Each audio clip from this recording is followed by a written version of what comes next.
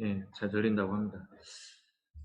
그래서 아까 처음에도 잠깐 얘기했지만 우리가 60명 이벤트였잖아요. 그죠? 저 60, 공약을 60명 60명 할 경우 아이스크림을 걸었었죠. 아이스크림을 받았었는데, 일단은 뭐 오늘이 아마 예상컨대 마지막일 것 같기도 해요. 그죠? 우리가 5월 5일 날은 어린이날이니까 그렇죠. 여러분들 집에서 쉬고, 12일 날은 아마 모의고사를 보죠. 연합고사. 네, 그렇게 보니까 들었습니다. 또 쉬고, 그리고 그 다음 주 19일 날 전에는 아마 계약을 하지 않을까 음, 생각입니다. 그래서 30분 정각에 캡처했을 때 19명 친구의 이름이 이렇게 저장됐는데, 오늘 60명이 넘으면 세반 전체가 아이스크림을 먹고, 혹시 못 넘으면 들어온 친구들만. 그러니까 아직 이제 시작이니까요. 네, 이제 마지막까지 60명이 시작이죠. 그죠? 한 11시 반? 뭐 12시 가까이 이제 수업이 진행될 텐데, 그러니까 그때까지. 보통 사촌이 땅을 사면 배가 아프다고 초반에 20명이 나갈 수도 있어요. 그냥 남들 안 먹을 때 먹어야 맛있잖아요. 그렇죠. 초반 20명의 인간성을 우리가 믿어보면서 이번 주 세 번째 네. 펜테와 함께 온라인 수업을 시작해 보도록 하겠습니다. 어느새 이제 3차 시가 되었네요. 온라인 수업으로 계속 진행되고 있는데, 온라인 수업이 이렇게 또 재미도 있지만 여러분들을 실제로 만날 수가 없어서 이게 반응을 잘 알 수 없다는 좀 아쉬운 점이 있는 것 같아요. 그게 장점일 수도 있어요. 네. 그래서 우리가 반응이 시원찮을 수도 있어요. 우리가 항상 즐거운 마음으로 수업을 할 수 있다는 것은 참 장점인 것 같아요. 그래서 오늘은 조금 더 적극적으로 채팅을 통해서 여러분들이 반응을 보여주시면 조금 신날 것 같습니다. 그리고 오늘이 또 마지막이 될 수도 마지막이 될 있으니까 수도 있어요. 채팅을 통해서 여러분들의 의견과 생각들 그리고 많은 재미있는 얘기들이 오고 가면 좋을 것 같습니다. 네, 오늘 생태와 환경 3차 시 수업을 시작을 해보겠습니다. 지난주에는 이제 유전자 제조합 식품에 대해서 배워봤었는데요. GMO가 무엇인지 그리고 장단점이 어떤 것이 있었는지 배웠었죠. 그래서 지난 시간에 다루었던 장단점을 다시 한번 갖고 와봤어요. 그래서 특히나 장점으로는 뭐 생산성이 높다, 그리고 해충 저항성을 높일 수 있다, 그리고 친환경적인 방식의 재배가 가능하다, 이런 것들이 있었고요. 단점으로는 대표적인 것이 안정성 논란이었던 것 같아요. 결국 그래서 다른 환경 문제를 유발한다든지 좋은 성분이 이제 변형될 수 있는 가능성이 있다든지 이런 식으로 장단점이 언급이 되었었습니다. 그리고 두 번째 점에 보는 것 같이 GMO를 둘러싼 이해관계들, 그리고 쟁점이라는 표현을 배웠었죠. 그래서 그런 용어를 통해서 GMO를 살펴봤었는데요. 우리가 이제 GMO를 지난 시간에 배우고 바로 점심을 먹으러 갔었죠. 그러면서 이제 안지정 선생님께서 식사하면서 음식을 바라볼 때 어떤 생각이 들지 한번 생각을 해보자라고 하셨었는데, 선생님은 어떤 좀 다른 느낌을 받으셨었나요? 지난주에 우리가 한식 뷔페 갔던 것 같은데요. 예, 한식 뷔페라고 하면 학생들이 좀 오해하니까 한식 백반집, 아, 백반집, 네, 그렇죠. 5,900원짜리 백반집이었습니다. 근데 이렇게 사람이라는 게 첫 시간에도 얘기했지만 금방 변하지는 않는 것 같아요. 수업 때는 뭐 이렇게 이해를 했지만 또 이렇게 음식 앞에서. 먹을 걸 보니 참 네, 맛있더라고요. 그렇죠. 네.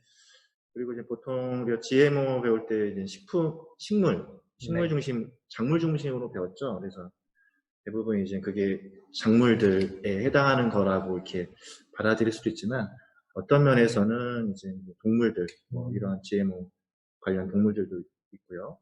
그리고 뭐 꼭 GMO로 유전자 조작을 하지 않더라도 기존에 이제 공장형 축산 등으로 이렇게 고통받는 동물들, 이러한 면들도 좀 앞으로 고민해보고 그러면 좋을 것 같아요. 그래서 네. 주말에 치킨 시킨 사람 입장에서 뭐 할 얘기는 아닌데, 어찌됐건 이게 참 아이러니인 것 같기도 합니다. 그 식품을 둘러싼 이제 다양한 이해관계들이 있고 우리랑 연결되어 있는 다양한 뭐 생태계, 동식물들이 있어서 그걸 조금 더 포괄적으로 더 넓은 범위에서 우리가 생각해 보면서 또 삶을 살아가면 더 좋을 것 같다는 생각이 듭니다. 네, 그리고 지난주 복습 이렇게 보니까 첫 시간도 얘기했지만, 여러분들 이제 수업 시간에 다루는 내용들 교과서에 안 나왔더라도 저희가 PDF랑 영상 자료를 제공하잖아요. 이런 것들이 나중에 이제 시험과 관련돼서 이렇게 좀 출제가 된다. 이런 부분 좀 유념해 주셨으면 좋겠고, 그다음에 과제 제출도 이제 뭐 과제 제출이 자율이지만 그것 또한 그 수행평가의 포트폴리오에 네. 포트폴리오 영역에 제출의 이제 그 성실성 그리고 약간 내용적인 것들을 반영을 한다 이런 얘기를 저희가 드렸습니다. 그래서 이거는 좀 새겨 드렸으면 좋겠다라는 부탁 서두에 드리겠고요. 주석으로 장난치는 친구가 또 있네요. 주석을 네. 잠가 주시고는 좋겠어요. 주석으로. 그래서 네, 저 이걸 기술적인 세팅을 하고 가겠습니다.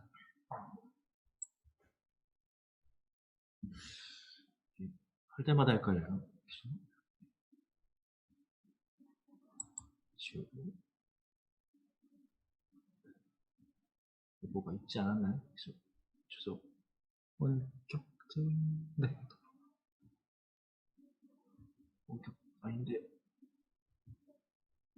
있군요. 참가자 주석 사용 안내. 나이가 드니까 글씨가 안 나요. 완전 찾았습니다. 자, 진행하시죠. 네. 그래서 지난주에도 우리가 잠시만요. 네. 지난주에도 설문지를 통해서 여러분들이 여러 의견들을 줬었어요. 지난주에는 수업 마치면서 수업의 의미가 무엇인지 여러분들이 스스로 생각해 볼 수 있도록 과제를 냈었는데요. 생각했던 것 이상으로 여러분 각자가 수업의 의미를 찾고 있는 것 같아서 참 감명을 받았습니다. 하지만 앞에서 이제 안재 선생님께서 말씀하신 대로 이제 설문지를 제출 안 하는 친구들이 또 있어서 또 제출을 해주면은 좋겠다라는 말씀을 드려보고요. 여러분들 의견에서 유통 과정 그리고 현재 우리나라의 수입 제조에 대한 관심을 가지게 되었다라고 이제 말한 친구도 있었고, 그리고 GMO와 관련해서 어떻게 하면 더 안전하게 먹을 수 있는지 그리고 문제점이 무엇인지 알면 이에 대한 대책도 생각해 볼 수 있는 계기가 되기 때문에 수업을 배웠던 것 같다. 그리고 유전자 제조업 식품의 장단점을 알아가면서 대립되는 기업과 시민단체 의견을 서로 존중하여 새로운 시각을 바라볼 수 있었다라고 이제 말한 친구들도 있었는데요. 이렇게 수업에서 의미를 찾고 여러분들의 일상생활에서도 또 의미를 찾아가기를 바라고 있습니다. 선생님, 친구들이 온라인 환경에서도 이렇게 잘 적응해서 수업을 듣고 있는 것 같아요. 이렇게 응답들을 보면. 네, 그래서 이렇게 혹시 사연이 소개된 친구들 같은 경우는 뭔가 혜택이 있나요? 예를 들면 지금 이렇게 의견 주신 것들 중에 이렇게 지금처럼 3명의 학생께 소개가 됐는데, 그렇죠. 뭐 이런 친구들은 저희가 뭐 어떤 혜택을 줄 수 있을까요? 그냥 격려, 격려와 박수, 갈채. 네. 이 친구들은 자기가 어떤 내용 썼는지 다 알고 있죠. 지난 시간에 3개, 이번 시간에 3개가 이렇게 언급이 됐었는데요. 이 친구들은 오프라인 계약을 하고 선생님을 찾아오시면 저희가 섭섭하지 않게 해드리겠습니다. 네, 그렇습니다. 그래서 오늘도 이제 여러분들 수업을 듣고 질문이 2개 마련이 되어 있는데요. 그 질문에 잘 응답해 주면 좋겠습니다. 오늘도 1교시, 2교시 나누어서 수업을 진행을 할 텐데요. 수업 속으로 또 들어가 보겠습니다. 오늘도 어떤 내용들이 기다리고 있을지 기대가 되는지 모르겠네요. 기대하는 마음으로 함께 수업으로 들어가 보겠습니다. 오늘의 주제는 자원과 우리 생활 그리고 자원순환입니다. 교과서는 103페이지부터 110페이지까지 범위인데요. 오늘과 다음 차시 아마 3주 정도 뒤가 되겠죠? 까지는 환경교육에서 특히 많이 다루어지는 자원, 에너지에 해당하는 이제 주제를 다뤄보려고 하는데요. 오늘은 자원에 초점을 맞춰서 먼저 자원의 종류를 구분해 보려고 해요. 우리가 사용하는 수많은 자원이 어떻게 구분되는지 살펴보고 그 중에서 생물 자원에 관하여 좀 더 세부적으로 알아보겠습니다. 그리고 생물 자원과 함께 생태계 서비스가 무엇인지 살펴볼 텐데요. 조금 지금 용어가 생소할 수 있지만 오늘 수업을 통해서 함께 살펴보면서 우리가 아는 범위, 관련된 범위를 넓혀보겠습니다. 그리고 마지막으로는 우리 주변의 수많은 자원이 어떠한 특성을 갖고 있는지 살펴보면서 그 자원을 어떻게 관리할지 그리고 그 특성으로 나타나는 공유지의 비극에 대해서 알아볼 건데요. 오늘 수업을 통해서 어떤 의미를 여러분들이 찾을 수 있을지 또한 기대해 보겠습니다. 우리는 자연으로부터 어떤 혜택을 얻고 있을까요? 정말 다양할 것 같은데요. 어떤 혜택이 있는지 여러분들 한번 채팅창에 적어 보시겠어요? 채팅창에 적어 보시는 동안 선생님께서 생각하실 때 자연으로부터 어떤 혜택을 얻고 있을까요, 우리가? 일단은 뭐 자연에서 사람이 태어났죠. 그쵸. 태어났고 지구랑 사람이랑 거의 비슷한 방식의 물질로 되어 있기도 하고요. 맞습니다. 근데 어떤 면에서는 우리가 너무 익숙해서 많이 이렇게 잊고 사는 것 같기도 해요. 예를 들면 네. 뭐 최근으로 비유하자면 맑은 공기, 뭐 깨끗한 물, 예를 들면 우리가 이렇게 평상시처럼 지내는 일상들 이런 것 등이 어떤 면에서는 다 자연을 기반으로 이루어진 그러한 방식들이었는데 우리가 이제 그런 고마움이나 이런 거에 대해서 이렇게 쉽게 잊고 사는 그렇죠. 그런 방식인 것 같습니다. 조금은 일상적으로 우리가 계속 느끼면서 살다 보니까 당연하게 여기게 되지 않았나 싶네요. 친구들도 여러 가지 의견들을 줬었는데요. 네, 그런 것처럼 여러 가지가 있고 오늘은 자원 서비스에 대해서 배우겠지만 여기서 보는 것 같이 우리가 직접 물, 나무 등과 같이 자원을 얻거나 물 순환, 여가, 그리고 맑은 공기 이런 것처럼 서비스를 얻기도 하는데요. 오늘 우리가 자원과 서비스를 공부해보면서 어떤 혜택들을 얻고 있는지 우리랑 어떤 관련이 있는지 좀 더 세부적으로 살펴보도록 하겠습니다.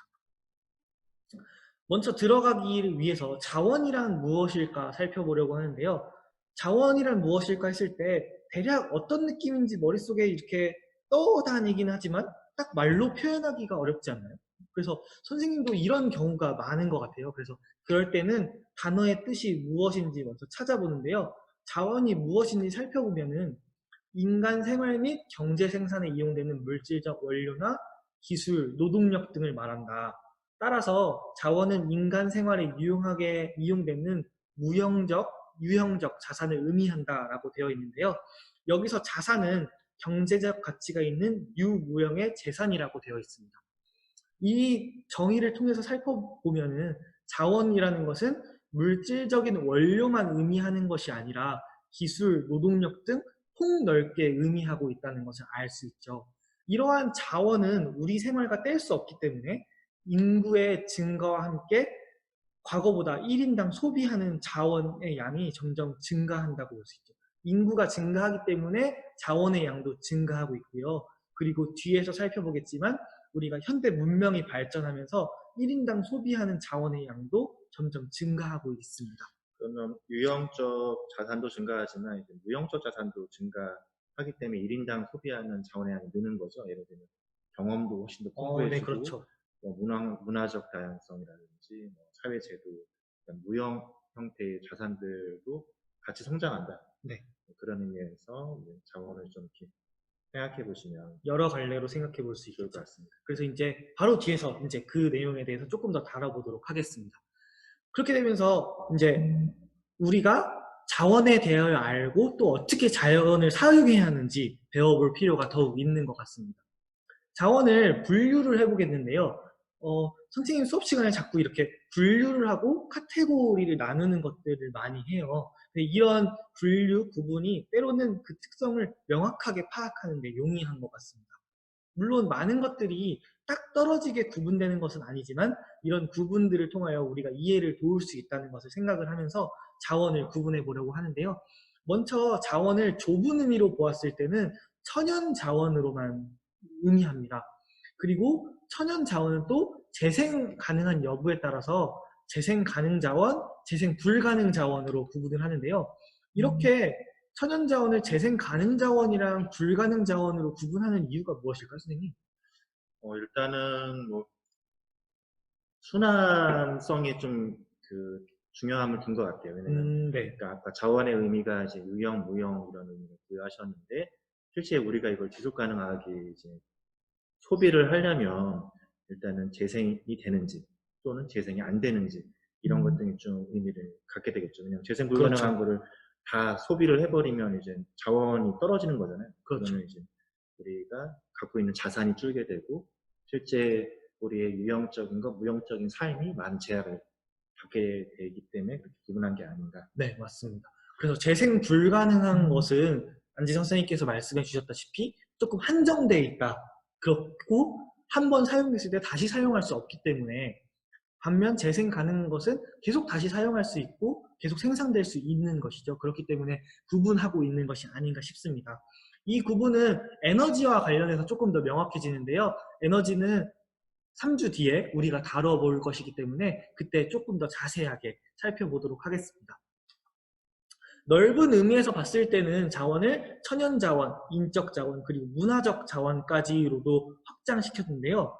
여기서 이제 오른쪽 그림과 같이 나눠 보았을 때 천연자원은 토지, 지하자원, 식량 등이 있었고요. 이렇게 토지, 지하자원, 식량 등이 있는데 천연자원은 또 생물 요소로 볼 수 있는 식량자원 같은 것과 비생물 요소로 볼 수 있는 토양, 광물 등의 예로 들 수 있습니다. 그래서 화석연료 같은 경우도 비생물 요소로 천연자원에 해당한다라고 볼 수 있겠죠. 그리고 인적 자원 이 또한 매우 중요한데요. 육체적 노동력뿐만이 아니라 인간이 가지고 있는 경제적 가치나 숙련된 기술력, 정보력 등을 의미하게 됩니다. 그래서 앞서 우리가 배웠던 인구는 경제적 차원에서 이런 자원을 소비하는 주체이기도 하지만 인적 자원으로도 매우 중요한 가치를 지닌다고 볼 수 있겠죠. 그럼 인적 자원이랑 문화적 자원 설명. 네. 맞아. 네. 마지막으로 문화적 자원을 봤을 때는 이제 사회 전체 구성원들의 공통된 생활 양식이나 이것을 기반으로 하는 무형적인 것, 유형적인 것들이 생산 활동에 유익하게 이용될 수 있는 것들입니다. 이렇게 구분을 해서 보니까 자원이 참 다양한 형태의 모습을 띠고 있다는 것을 알 수 있었는데요. 인적 자원이랑 문화적 자원이랑 네. 차이가 있나요? 인적 자원과 문화적 자원의 차이를 보았을 때는 사실 말씀하신 것처럼 연계될 수도 있을 것 같아요. 예를 들면 우리가 어떤 인적 자원의 발달로 통해서 문화가 발달하는 경우도 있겠죠. 예를 들면 우리가 뭐 학생들 간의 관계, 사람들 간의 관계 안에서 형성되는 어떤 자원들은 인적 자원으로도 볼 수 있는데 그게 문화적인 관계로도 해석이 되기도 하잖아요. 여기서 풍습이나 뭐 관습 그런 것들이 언급이 되었었는데요. 그래서 그런 경우는 인적 자원을 통해서 뭐 생산은 되지만 문화적 자원을 통해서 더욱 뭐 자원의 가치가 향상된다? 뭐 이런 식으로도 생각을 해볼 수 있는 것 같아요. 자원들이 서로 이렇게 연관관계를 갖고 있는 네, 그렇게 볼 수도 있을 것 같습니다. 네. 오늘은 이 중에서 이제 천연 자원, 그 생물 자원을 중점적으로 살펴보고 연관된 것은 무엇이 있는지 살펴보도록 하겠습니다. 천연 자원은 무엇이 있었는지 앞에서 언급했을 때 생물 요소랑 이제 비생물 요소로 나눴었는데요. 생물 자원은 지구 각 권역을 기반으로 해서 이제 시작이 됩니다. 각 권역을 이제 오른쪽 그림과 같이 세 권역으로 나누는데요. 각 권역에서 생식하는 수백만 종의 동식물이나 그 생명체들이 환경을 구성하고 순환을 일으키면서 생물 자원을 만들어내고 있는 것이죠. 이렇게 예를 들어서 증산작용을 통해서 물을 순환시키는 것, 그리고 광합성을 통해서 산소를 만드는 것, 그리고 이 과정들을 통해서 뭐 나무나 우리가 식량으로 이용하는 것들이 만들어지죠. 이렇게 생물 자원은 식량, 땔감, 의복의 재료, 의약품, 건축 재료 등 다양한 분야에서 사용이 됩니다. 이러한 자원을 사용하는 과정에서 인간이 이용 가치에 따라서 유용한 자원들을 연구와 투자시키면서 지속적으로 이용하고 있습니다. 이렇게 자원과 생물 자원에 관해서 살펴보았는데요. 조금 더 연결되는 것으로 생태계 서비스가 있습니다. 생태계 서비스라는 말이 조금 생소할 것 같은데요. 근데 생태계 서비스라는 말을 들어보셨나요? 서비스라는 말은 우리가 서비스라는 말은 많이 들어본 네, 것 그쵸. 같아요. 학생들도 이렇게 받고 있는 서비스 있으시죠? 그래서 뭐 예를 들면 뭐 미용실에 간다든지, 그렇죠. 뭐 이렇게 상점에서도 뭐 서비스를 그렇죠. 받고요. 피부 관리하는 데 가서 이제 마사지 같은 거 네. 이렇게 받기도 하고. 그리고 뭔가 뭐 덤으로 줄 때 서비스 준다. 그렇죠. 이런 식으로도 또 사용되기도 하죠. 중집에 갔는데 이제 짜장면 시켰는데 돈만 주고. 네, 그쵸. 그런 개념. 그렇게 이제 서비스가 다양하게 그 서비스라는 용어가 다양하게 사용이 되고 있는데요. 생태계 서비스라는 말도 있습니다. 그래서 생태계 서비스는 생태계가 인간의 삶, 편리, 이걸 후생이라고 얘기하는데요. 그 관계를 연구하면서 등장을 했습니다. 통상적으로는 자연이 제공하는 서비스, 우리가 앞서 얘기한 것처럼 어떤 그런 혜택을 받거나 덤으로 받거나 그런 것들을 통상적으로 얘기를 하고 있습니다. 조금 더 구체적으로는 여러 학자들이 이제 생태계 서비스를 정의하고 있는데요. 한 학자는 자연과 생태계의 조건, 그리고 그 과정을 생태계 서비스라고 얘기하기도 했고요. 그리고 인간이 생태계 기능으로부터 직접 또는 간접적으로 이끌어내는 편익, 여기 이건 이익이라고 생각을 할 수 있겠죠. 그리고 세 번째로는 인간의 필요를 충족시키기 위한 자연적 과정이나 자연의 요소들의 생산 능력을 생태계 서비스라고 말하기도 했습니다. 앞에서 우리가 생물 자원을 살펴보고 생태계 서비스라는 용어를 살펴봤는데요. 이런 앞에서 살펴본 자원도 생태계 서비스의 일부가 될 것 같아요.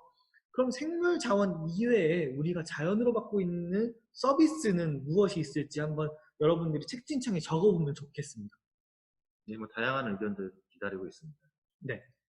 없을 수도 있어요. 왜냐하면 아이들이 이제 생태계 서비스에 대해서 그렇죠. 학생들이 이제 자연한테 뭔가 혜택이나 서비스를 받고 있지 않다 이렇게 생각할 여지도 있을 것 같아요. 그렇죠. 왜냐면 워낙 인공적인 거에 둘러싸이기도 하고 네, 맞습니다. 그게 이제 큰 틀에서의 생태계라고 보지 않을 수도 있으니까요. 네네네. 그래서 우리가 조금 더 구체적으로 알아보면서 우리 주변에 생태계 서비스가 무엇이 있는지 살펴보기 위한 시간을 선생님이 또 마련했습니다. 중력 얘기가 나왔습니다. 중력. 중력은 뭐 우주 서비스 아닌가요? 우주 서비스. 그렇겠네요. 우주의 4가지 힘 중에 하나니까 우주 차원의. 그렇죠. 지구적인 차원에서는 중력이 이렇게 딱 만들어지진 않으니까요. 이렇게 태양계, 우주 안에서 그런 상호관계 안에서 지구 차원에서 안 만들어지나요? 예, 이 부분은 물리투 시간에 네, 물리투 시간에 우리 선생님께 여쭤보는 걸로. 그래서 알게 되면은 또 우리 선생님께 말해주면 우리도 또 그걸 알게 되고, 네, 그렇습니다. 넘어가겠습니다. 네, 그래서 생태계 서비스는 어떤 것이 있는지 구분을 해보면서 우리가 서비스를 어떤 것 받고 있나 살펴보도록 하겠는데요. 먼저 공급 서비스입니다. 생태계로부터 얻는 생산물 그 자체를 공급 서비스라고 얘기를 하죠. 생물 자원이 여기에 해당합니다. 그래서 식료품, 연료, 담수 등 공급 서비스를 통해서 얻을 수 있는 것입니다. 이거는 우리가 앞서 살펴보았던 생물 자원에 조금 더 가까운 것이라고 볼 수 있겠네요. 다음은 조절 서비스인데요. 앞에서 잠깐 언급했듯이 물의 순환, 그리고 생태계 과정을 조절함으로써 얻어지는 그런 편익이 조절 서비스에 해당합니다. 여기에 이제 기후 조절도 들어가 있는데요. 우리가 기후 조절이라는 생태계 서비스를 잘 조절하고 있지 못하기 때문에 기후 변화가 발생하는 것이다 라고 볼 수도 있겠습니다. 서비스도 일종의 한정된 능력 안에서 사용할 수 있는데 그 능력을 우리가 과신하고 그 능력을 침해하는 범위까지 우리가 살고 있기 때문에 기후 변화라는 조절 서비스가 균형을 이루지 못하는 현상이 나타나는 것이죠. 다음은 지지 서비스인데요. 여기서는 토양을 형성하거나 1차적 생산을 통해 다른 서비스를 위한 에너지를 제공하는 등의 것이 여기에 포함됩니다. 다른 서비스를 지탱하기 위한 것이라고 볼 수 있겠습니다. 마지막으로는 문화 서비스인데요. 생태계로부터 얻어지는 비생물적, 비물질적 편익으로 문화적 유산, 예술적 영감, 교육, 경감미 등이 여기에 포함됩니다. 생태계 서비스를 이렇게 구분을 하다 보니까 좀 더 다양한 서비스들이 있는 것을 알게 되지 않았나 싶은데요. 정말 여러 방면에서 우리가 생태계를 의지하고 있는 것 같아요. 이렇게 봤을 때 조금 더 우리 주변에 서비스를 받고 있는 게 많다라고 생각이 되실까요? 네, 뭐 그런 스타일의 제시 자료 아주 좋습니다. 네. 좋으시다는 의미는 어떤 의도가 숨겨져 있을 것 같은데요. 뭔가 이렇게 카테고리 되어져 있고 듣지 않으면 잘 이해하기 힘든 이런 부분들 있잖아요. 그쵸. 선호하고 있습니다. 그리고 이제 딱 4가지로 구분되어 있어서 어떻게 어디에 사용하기도 참 좋을 것 같이 생겼네요. 여러분들 한번 새겨 들을 만한 부분인 것 같습니다. 네, 이렇게 생태계와 우리 삶은 아주 밀접하게 연결되어 있는데요. 이 연결 과정을 순서적으로 다시 한번 살펴보려고 해요. 그래서 생태계가 어떻게 우리 삶과 직접적으로 연결되어 있는지를 살펴보려고 합니다. 첫 번째는 생물리학적 구조 또는 과정인데요. 그 과정이 기능으로 연결이 됩니다. 그러면서 생태계가 어떤 특정한 기능을 하게 되는 것이죠. 그 기능은 우리가 누리는 서비스로 연결이 되고요. 이 서비스는 마우스로 하면서 하는 게 좋군요. 이 서비스는 우리가 이득을 얻을 수 있는 편익으로 연결이 되고 이 편익은 우리가 가치를 매기게 되는 것이죠. 예를 들어서 보면은 산림이라는 구조가 있고요. 이 산림은 비가 많이 올 때 물을 흡수하면서 유량을 조절하게 됩니다. 이 유량 조절 기능은 홍수를 조절하는 서비스로 연결이 되는 것이죠. 이 홍수 조절 서비스는 또 재해로부터, 홍수라는 재해로부터 우리를 보호할 수 있는 우리의 이득, 편익으로 연결됩니다. 그리고 그거에 대한 안정성을 위한 지불의사로 가치가 표현되게 되는데요. 여기서 지불의사라는 것은 그 안정성을 위해서 얼마만큼 돈을 낼 의사가 있느냐를 말합니다.